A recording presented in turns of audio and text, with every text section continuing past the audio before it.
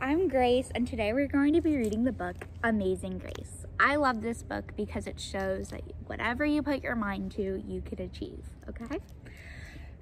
Amazing Grace.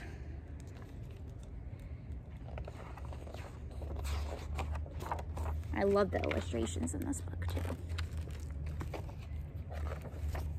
Grace was a girl who loved stories. She didn't mind if they were read to her or told to her or made up in her own head.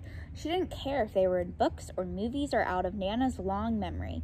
Grace just loved stories. After she had heard them, and sometimes while they were still going on, Grace would act them out, and she always gave herself the most exciting part.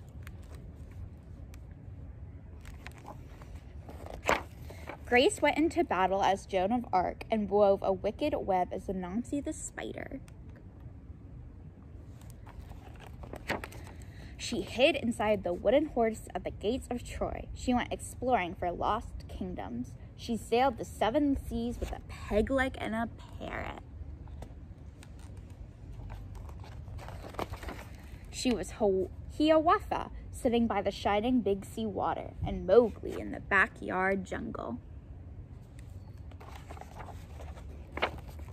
Most of all, Grace loved to act out adventure stories and fairy tales. When there was no one else around, Grace played all the parts herself.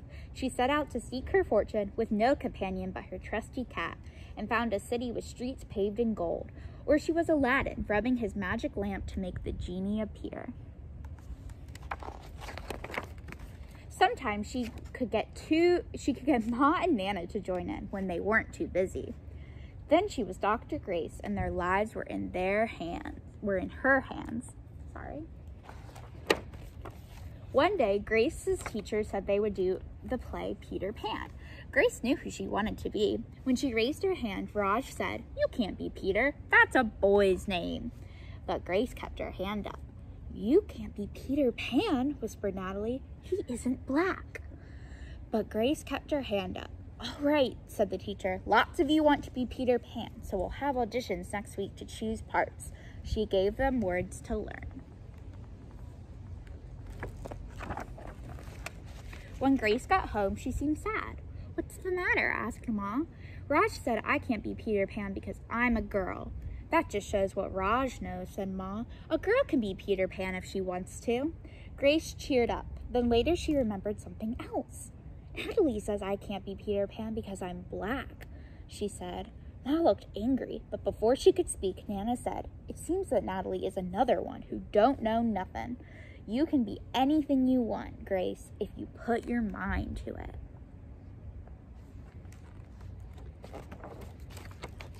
On Saturday, Nana told Grace they were going out.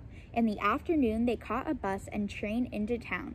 Nana took Grace to a grand theater. The sign outside read Rosalie Wilkins and Romeo and Juliet in sparkling lights.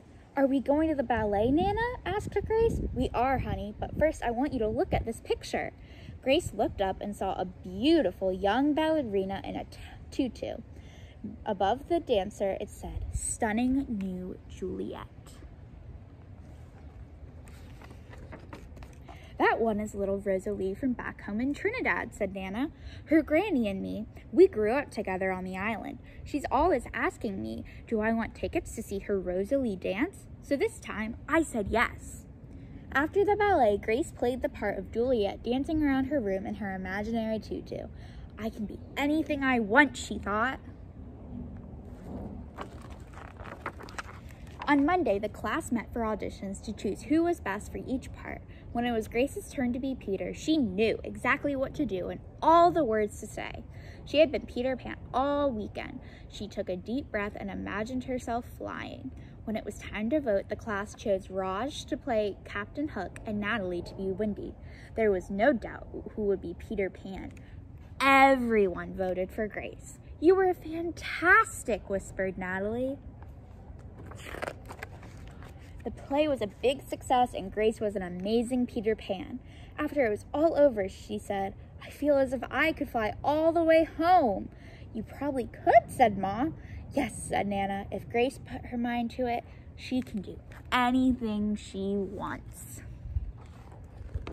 The end.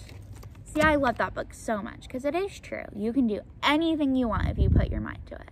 I hope you have a great day, and I hope you join us for another story time.